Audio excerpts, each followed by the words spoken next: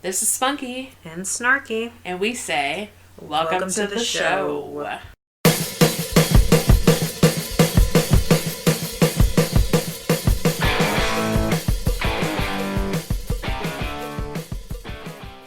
Hello and welcome to the last week of our Halloween spooktacular. Of course, we saved the best for last, which is one of our childhood favorites. This is the TV special, The Worst Witch.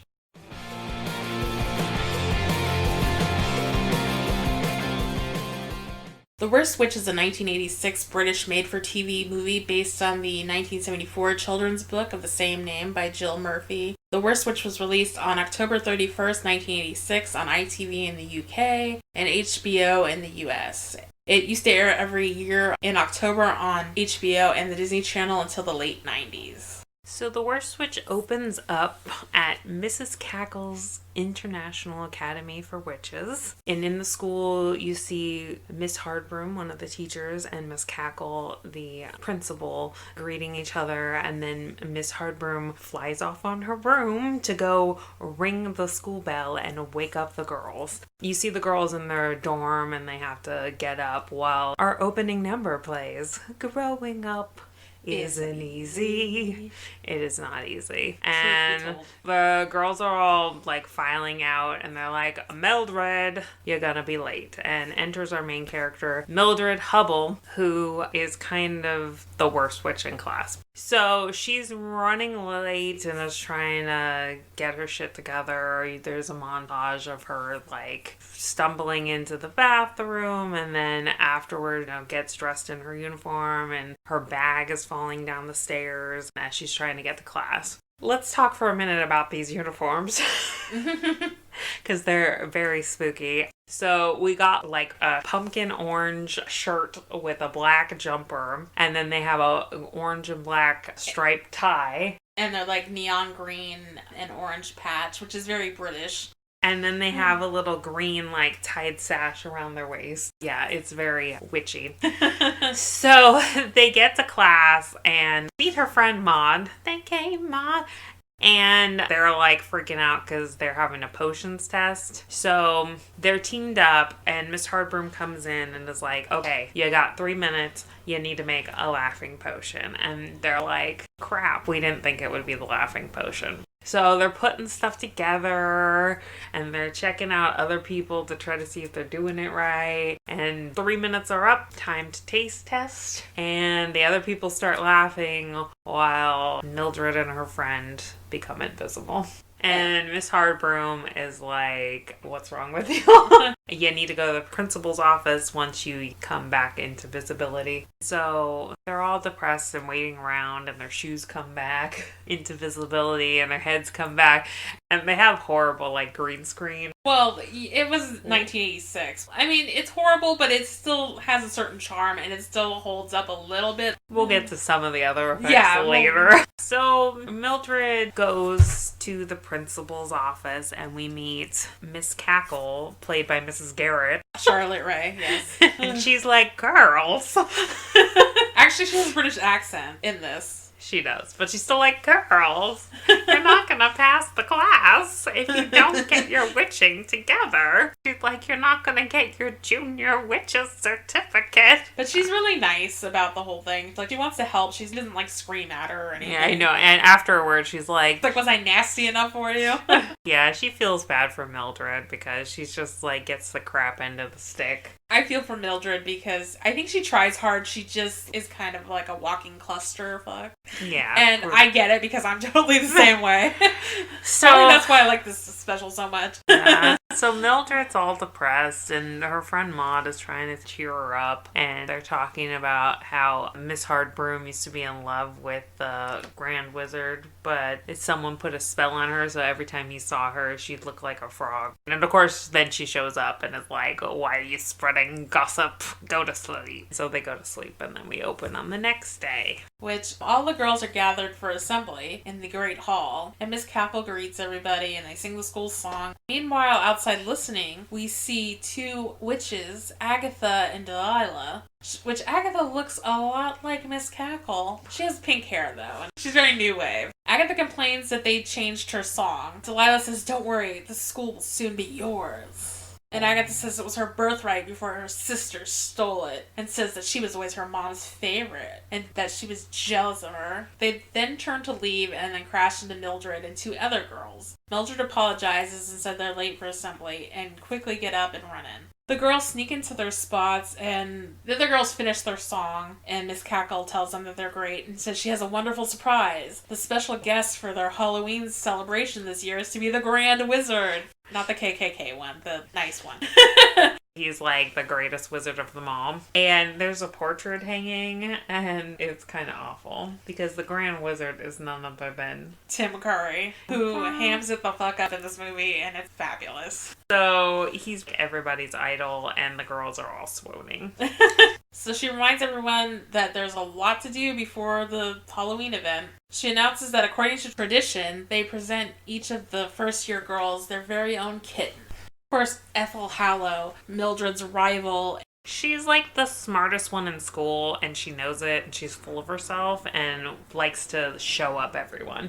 Yeah. She bullies Mildred a lot and like makes fun of her for always fucking up. So Miss Cackle continues to give out kittens to the girls, and then we cut to the forest where a group of witches are circling a cauldron and making noises. Agatha and Delilah show up, and Agatha tells the other witches to shut up, and then tells Delilah that it's time to execute the plan. Delilah, who's kind of dumb, doesn't know which plan, but then she says, "Oh, the take over the school plan." And then Agatha says by the end of the week they'll be preparing for their Halloween celebration, and that's when we'll attack.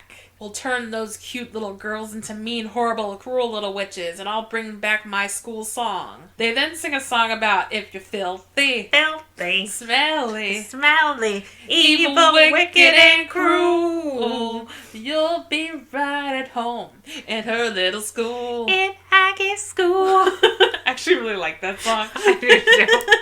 Back at the Great Hall, Mildred is the last to be called to get her kitten. Miss Cackle apologizes because they ran out of black cats and gives Mildred a gray and white cat. She suggests that she paint it, but Mildred said that's okay and that she's sweet. Miss Cackle then tells the girls that they now have to train their kittens to balance on their broomsticks. So they go outside for their flying practice, and everyone starts balancing their cat on their broomsticks and taking flight. Mildred and Maud decide to name their cats. Mildred decides on Tabby, and Maud's cat's name is Midnight. So Ethel shows off by flying off with her kitten on her broomstick, and Maud and Mildred are so over her. And so Mildred just decides to put Tabby in her satchel and flies off. But then Ethel sees her and is like, "You cheated." I'm telling. And then Miss Spellbinder, who's like the cool flying teacher, Ethel tells her, and she's just like, "Is that true, Mildred? Did you have her in her satchel?" And she's like, "Yeah, it's hard." And she's like, "Well, that's why we have lessons. But for now, it's cool." And Ethel's all like, ugh. But Miss Spellbinder, like, totally sees through Ethel's, like, BS. Bullshit. Whereas, like, Miss Hardbroom thinks Ethel's, like, the best ever. Yeah. So Miss Spellbinder starts the lesson and shows off how she has crazy aerial technique. And she's wearing, like, aviator glasses aviator and a hat and, like, a red cape. And she's got this, like, gray bodysuit on with, like, red boots. And she's all balancing on her broomstick and stuff. So Mildred, you know, takes off, and her cat's, like, meowing in her satchel, and she's trying to see what's wrong with the cat, and then she loses control of her broomstick, and she crashes into the bell tower, making the bell ring, and Miss Spellbinder's like, "Oh, it looks like class is over." Yeah. So Mildred's broom gets broken in half. Meanwhile, back at Miss Cackle's office, Miss Hardbroom sees Mildred crash and is like, "Mildred is nothing but trouble. She's never gonna pass." Later, in the lunchroom, Mildred and Maud are looking at the portrait of the Grand Wizard and just feeling all unbothered. They're in love. And then Ethel shows up and starts calling Mildred a disaster area. And she just kind of ignores her. Mildred just doesn't want to deal with her and is kind of shy. But Ethel, like, decides that she's going to throw some bread at her and it lands in her glass. And then eggs her on more and is like, oh, you're such a mess. And then Maud goes and gets some more water from Mildred and ends up spilling it. And then Mildred knocks into this other girl and she falls off the bench. And then she starts freaking out because she just sees like a red all over and thinks she's bleeding and the screaming, and then realizes that just the ketchup bottle fell over on her. The scene changes and then they're going to play terror tag and they're picking teams, and of course Mildred gets picked last. So the object of the game is to like make the other team scream as much as possible. It's basically like hide and seek, but then you're supposed to scare the crap out of them when you find them. Yeah, so of course Ethel's on the red team and Mildred and Maud are on the blue team. So they're going along and showing different people scaring different people and getting points. And then Mildred's about to sneak up on someone in the bathroom who has like a towel over their head, and she's like, boo, and the person doesn't scream and then turns and reveals their face and they have like an ugly mask on, and Mildred starts like screaming like repeatedly. And every scream's a point. So they're losing points. Yeah. And then Mildred is like, you cheated, you're not supposed to use a mask. And then Ethel's like, what mask? Because she had already taken it off by the time the crowd showed up. And Mildred is just like frazzled and pissed. She's down with her shit. And she's just like, you need to stop or I'm gonna turn you into a frog. And Ethel's like, you're gonna turn me into a frog? You can't do shit right. And Mildred's just like, that's it, and starts chanting some weird stuff. And Ethel's like, this is never gonna work. But Mildred keeps chanting, and when she's done, Ethel disappears. And they look down, and there's no frog, but there's a pig. And Hardbroom shows up and is all like, Mildred, you turned her into a pig, like, turn her back. And Mildred's like, I don't know how. And she's like, well, this is a good learning experience, so go to the library and figure out how to turn her back. The whole time, Ethel's like getting upset because now everyone's laughing at her. And Mildred's like, calm down, we'll get you back. It's not going to be a big deal. They go to the library and Mildred finds the reversal spell and is able to turn Ethel back into a human, and she swears her revenge on Mildred. The next day in the classroom, the girls are passing around a picture of the Grand Wizard, kissing and fawning over it. Miss Hardbroom walks in and grabs a picture and says that they will all have their chance to meet the Grand Wizard, as she starts to get hot and bothered looking at the picture. Mm-hmm. She says, do you have any idea how many invitations the Grand Wizard receives on Halloween? We are the envy of every witch's academy in the world. She then explains that their class has been selected to present the broomstick display, which is like flying on their brooms and doing different tricks and formations. They will have tryouts and the best 8 flyers will be selected. She singles out Mildred and says that you will have to radically improve to even be considered for the team. She then grabs the picture of the Grand Wizard and walks out of the room. Mildred looks discouraged, but Maud says that they'll have time to practice and that they'll show them. We then cut to the tryout day, and the girls are getting their brooms out of their lockers. Maud and Mildred wish each other good luck. Outside, all the girls are trying out. Miss Hardbroom is judging them while Miss Spellbinder writes down the scores. Most of the girls range from a 6 to a 7, while Ethel gets a 10, of course. Miss Hardbroom notices one flyer in particular who she thinks is very good, but when she finds out it's Mildred, she gives her a 4. Later, Miss Hardbroom announces the girls who made the team. Of course, Ethel gets called first. Unfortunately, Mildred doesn't make the team, but then they find out one of the girls who was selected is in the infirmary, so they end up picking Mildred to take her place. She tells her that it's a great responsibility, and she notices the string on her broom. Mildred explains that she broke hers. Ethel, trying to be all nice in front of Mrs. Hardbroom, offers to let her borrow her spare broom. Ethel goes to her locker and takes out her broom and puts a spell on it to enact her revenge. Then we cut to Halloween night, and the girls are getting ready in the bathroom when Ethel gives Mildred her broom to use for the show. Mildred thanks her and tells her that it's very kind of her. Everyone is now outside waiting for the arrival of the Grand Wizard. So when they're out flying, they have these horrible witches' hats that they're not even like traditional witches' hats. They look like cones. And then they have like these capes with like a day glow green on the inside and black on the outside. So the Grand Wizard finally flies on in grand fashion and lands on the stage. He says it's great to be here with you all, young witches, on this fabulous night, and to let them know it's Halloween. And then he goes into the best song ever. Or not. Whatever, you know it is. And it thinking happened on Halloween.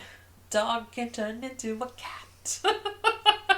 The green screen is like ridiculous. Tim Curry has this like gold lame suit and this fabulous cape that clearly has like poles so he can wave it around. He could like signal planes in. He's like dancing with the poles of the cape, and while he's singing, like things are happening in the background, like with random images of whatever he's talking about. Yeah, they were doing like different special effects and stuff. He does have a very cool bat bow tie, I will say. I was kind of digging that. But everything else is just like over the top. But yeah, his suit, which you see later, is like super metallic gold. Always believe in your soul. You got the power to know. You're indestructible. Has anyone seen his tambourine? That's all we need to know. He pulls out the tambourine, asks if anyone's seen it. And plays it a bit. I'm assuming they're talking about his skill with the tambourine, perhaps. Because otherwise it's just stupid. Because yeah, I've seen it. It's in your hand. I like how when he's done with it, he just throws it off the side of the stage. So he ends the song and the girls jump and cheer. He then asks Miss Cackle what she has concocted for us this year. She welcomes him and says that they're going to start with the broomstick formation. Miss Hardroom claps her hands and the team does the broomstick formations quite well. While in the air, Ethel says the magic words faster. Mildred's borrowed broom starts to go crazy. All the girls crash at one point or another. Mildred is the last to come down and she lands right in front of Miss Cackle, Miss Hardroom, and the Grand Wizard. Mildred apologizes and has no idea what happened. Miss Hardroom says that she was a fool to trust her. Miss Cackle tells her that she's to return to school at once and go to bed without supper, and she'll see Mildred in her office tomorrow at noon. Mildred leaves, and the Grand Wizard says that these are the witches of the future. I hate to think what the future will bring, and says he has another gig and leaves. Yeah. He's just like, peace out. And everything he says is so, like, fabulous. He's doing his, like, best David Bowie impression. Yeah. So the next morning, Mildred is like super upset. Like she's in her bed crying, holding her cat, just hating the world. She's like, she should have known Ethel would have cursed her broomstick. You know, it's kind of funny because I think Ethel ended up falling too. So it's like she made everyone look bad, including herself. She's like, this is it. Miss Cackle like has to expel her now. So she's like, I'm just gonna run away. So she's flying while Growing Up Isn't Easy, the sad instrumental mix is playing in the background. And all of a sudden she hears this like cackling in the distance. So she flies in closer and sees some witches brewing up some trouble. So she lands and hides behind a rock and she sees the evil witches, Agatha and Delilah and the whole crew mixing up some trouble. She's like, she looks just like Miss Cackle, but uglier. So she overhears that the witches are almost ready with their plot and they're going to go and turn everyone into toads. Then Miss Hardbroom and Miss Cackle will be trapped like rats. And she's like, oh no, I gotta stop them. She goes through her spell book and she's like, okay, what can I do to like stop them? She's like, okay, I'll turn them into snails. She starts reading the spell and she's like speaking her mumbo jumbo when Aggie like catches a whiff. I smell a stranger in our midst. And then she like spots Mildred who's like doing the incantation. So they start like blowing shit up around her and she's like freaking out. But then she's like, I'm gonna turn you into snails. And they turn into snails. And then she's like, holy crap, it worked. And so she like picks up the snails and put it in the box that they were going to put the toads in, and she returns to school. So she gets to school and of course walks right into Miss Hardbroom, who is like, you in deep shit. And then Ethel like sees her and is like, hee hee hee. And they go to the principal's office. The principal's like, this is a very serious offense. And she's like, but you don't understand. I saw these witches and I just need to tell you about this. Miss Hardbroom does not believe her. And she's like, one of them looked just like Miss Cackle. And then Miss Cackle, she's like, what was her name? And she's like, they called her Aggie. And that's when Miss Cackle knows like she's telling the truth. And they go to the snails and they're like, Aggie, what did you do this time? She's like, step forward. And the snail comes forward. And so they want Mildred to reverse the spell and turn them back into humans. And she's like, I don't know if I can do it. So she does the spell and they return to their normal form. Miss Cackle's all like, Mildred, you've been through a lot. Why don't you go rest? And as soon as she leaves, she's like, what did you think you were doing, Aggie? While Mildred is in Miss Cackle's office, Maud sees Ethel gloating and is like, what are you so happy about? And she says that her broomstick did the trick. Some other girls arrive, and then Maud realizes that Ethel was the one who put the curse on Mildred's broomstick and calls her out on it. And she says, Ethel's always picked on Mildred, but this time you've ruined it for all of us. And then Ethel tries to deny it, but then Maud calls her an evil-hearted, mean-spirited, no-good, rotten pig.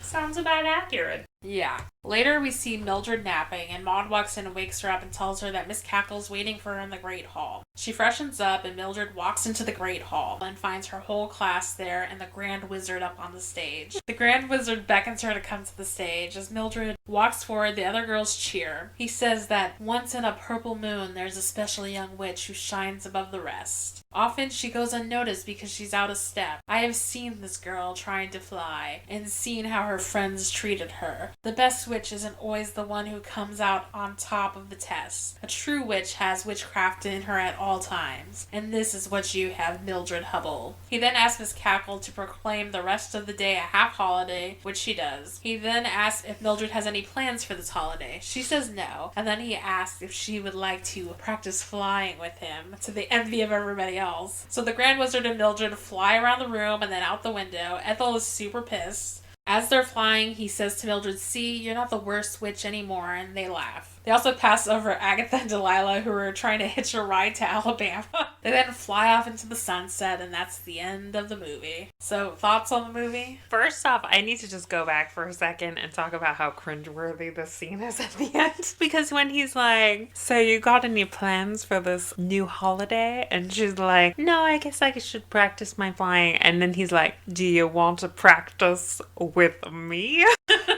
I literally cringe so hard at the end because Tim Curry is just so over the top in this. This movie's cute, as cheesy as it is. We picked a lot of cheesy, Halloween stuff. Because I didn't really watch a lot of horror movies as a kid, so they're not as nostalgic for me. But this is really cute, the angst of being a teenager while being a witch at the same time. Well, I watched this a lot when I was a kid. Because, like I said, I always was on HBO or Disney Channel. And so I'd see it, every year. And it really resonated with me because I was very awkward as a kid and shy. And, I always felt like I would always fuck things up. So, I totally saw myself in Mildred. Oh, I had an obsession with witches, but we'll talk about that more in the Brain Basements.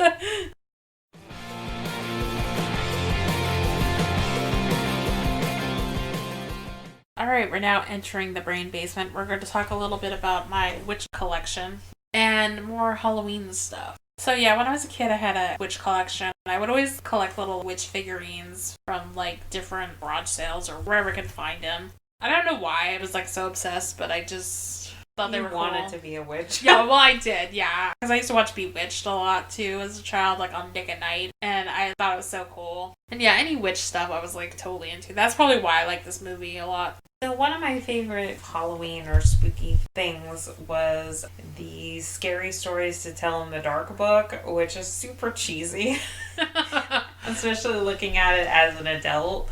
But there was this one story that we really liked. It was called The Green Ribbon, and it's about this couple who started off as friends, and the girl always wears this green ribbon. And the friend is like, why do you always wear that green ribbon? And she's like, I'll tell you someday. And they have a relationship and get married and grow old together. And she still won't tell him what the green ribbon is about. And one day she's on her deathbed and he's like, would you please just tell me what's up with the green ribbon? And she's like, all right. And she removed the green ribbon and her head fell off. And the end. But yeah, there's also the story about the people with all the creepy teeth. That's the one I was thinking about. And then, of course, everyone knows In a Dark, Dark Room. Yeah, I liked that book when I was a kid. I wanted to touch on some other Halloween specials that I like to watch. Everyone talks about Hocus Pocus, which is a good movie. It's not my favorite or anything, but it's okay. And then Charlie Brown, which they're not putting on this year. Did you hear about this? Oh no, why? Because Apple TV bought the rights. Oh. It's not airing on network TV, which is lame. That is pretty lame. Like, I don't really care for The Great Pumpkin all that much, but I feel like I still watch it every year, it's though. been on every year. Since, like, 1965 or something. I mean, are they going to buy Rudolph, too? Because I'll be pissed. Or Grinch, or Frosty. I mean, because, like, we have Rudolph on DVD. I know we do. I think we have like, the Peanuts ones, that's too. not the point. I still want to watch it on TV. I don't know why. Because it's like Halloween's not Halloween unless you see it. So they're not doing Charlie Brown Christmas either. Oh, that's great. That's one I like to watch, even though I've seen it a bunch of times. I like The Monster Squad. That's a good movie for Halloween. Because life would be so sweet. I know, she's obsessed with that song now. I'm gonna trick or treat. Trick or treat. Okay, it's a jam. We've been singing that song all week. Really, for the last 2 weeks. Since we watched that last Garfield special. Oh. I used to watch that Halloween Town that was like a Disney. Oh, I've seen it once. I don't think I saw the sequels, but I remember the original one. I really don't remember what it was about other than like there's some like big ass pumpkin or some shit that like might be like going out. I don't know. I guess I'll have to actually watch some scary movies at some point. I've seen like most of the Friday the 13th. I think there's only one I haven't seen. And I've seen the like Freddy ones, Nightmare on Elm Street. And I've seen some horror movies, but yeah, I'm not really a huge horror fan. Like, it's not something I normally seek out. Yeah, I'm more like a psychological thriller kind of girl. And I'm more of a mystery, suspense person. And we need to mention, of course, the queen of Halloween, Elvira. Giddy up, baba, mow, mow. Is your heart on fire? Elvira. Yeah, I love Elvira, Mistress of the Dark. That's like a great movie. And, you know, they said the Grand Wizard got booked hella on Halloween. Like, Elvira gets booked hella on Halloween. I had a couple episodes I wanted to talk about that have her in it, but we didn't get to those this year. But hopefully in the future we will get to those. Alright, that does it for the Brain Basement.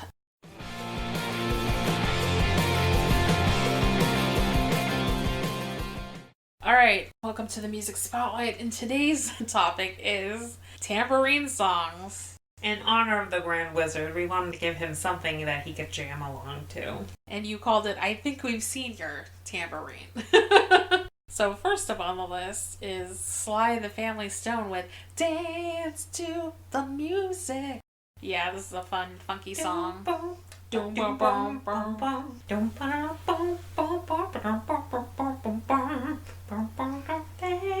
to the music. It's a jam. I mean, if you can't tambourine to that, I don't know what you can tambourine to. Yeah. Number 2 on the list is the Lemon Pipers with Green Tambourine. Listen while I play my green tambourine. She's laughing at me. That's how it goes. Look it up. There was a lot of tambourine in the 60s. Number 3 on the list is Golden Earring with Radar Love. A Radar Love. Doom, doom, doom, doom, doom, doom, doom. It's a good song. I like it. Number 4 is Duran Duran's New Religion, the live version, because you could hear the tambourine more in the live version than you could in the studio version. Simon Le Bon, man of many talents, can sing and tambourine. At the same time. Cause I'm talking for free, I can't help myself, it's a new religion. Yeah, that's a good one. And the Arena album was recorded at the Oakland Arena, where we've been to many times. And number 5 is The Monkees with Daydream Believer. Oh, I could hide neath the wing of a bluebird as she sings. The 6 o'clock alarm would never ring, and it rings, and I rise, wipe the sleep out of my eyes. The shaving razor's cold, and it's the... I didn't even know I knew that much of the words. Cheer up, sleepy Jean. Oh, what can it mean to a daydream believer and a homecoming queen? I love the Monkees. It's got that 60s sound. I was thinking while you were singing of the episode of the Brady Bunch where Davy Jones shows up for Marsha's dance or a prom. And I think he sings that on the episodes. But the Monkees, I think, had broken up by that time anyways. Wow. They got back together in the 80s. But, like, that's the ultimate tambourine song. I'm sure if Tim Curry sang it, he'd be, like, sexing it up. He'd be like, a daydream believer and a homecoming queen. Homecoming queen. That's what you are, Mildred. A homecoming queen. And our honorable mention is The Byrds with Mr. Tambourine Man. Hey, Mr. Tambourine Man, play a song for me. In the jingle jangle morning, I'll come following you. What the fuck's a jingle jangle morning? I think it meant like jingle jangles of the tambourine. Well, yeah. It's a good song. Alright, that's it for the Music Spotlight. If you want to hear these songs in full, you can check them out on our website. Or if you're just sick of hearing me sing them, feel free to check out the real songs on our Spotify playlist. So once again, thanks for joining us. I hope you have a great Halloween weekend. Get lots of candy, candy, candy. Sure, so life can be so sweet. Because every day I could have trick or treat. Trick or treat. Yeah, that song will be stuck in your head for the next month. And if you happen to find a tambourine, you now know who it belongs to. If you'd like to drop us a line, you can email us at spunkyandsnarkyshow@gmail.com. You can check us out on our website, which is spunkyandsnarkyshow.wordpress.com. You can leave us a message on our Anchor page, which is anchor.fm/spunkyandsnarkyshow. We also have Facebook, Twitter, and Instagram if you want to follow us on there. I think they're all Spunky and Snarky Show. Oh, except for Twitter, which is just Spunky and Snarky. Anyways, have a good Halloween, and we'll see you next time. Yep, stay safe, and remember, anything can happen on Halloween.